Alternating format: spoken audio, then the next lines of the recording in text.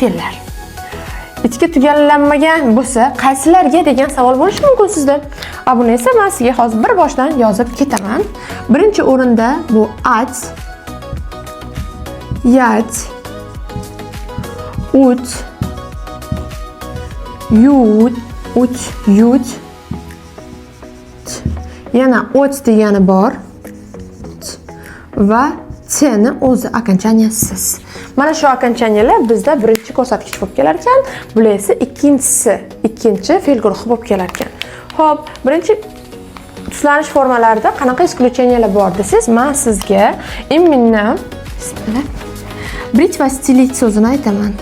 Brить degani soqol olish, stilit degani dasturxon yoyish. Yana bitta hozir prikol chiqqan shu jargonniy so'z. On конкретно stilit deydi. Shunaqa laf qotirib qo'yadi degan so'z bo'ladi. Mana bu stilit so'zi dasturxon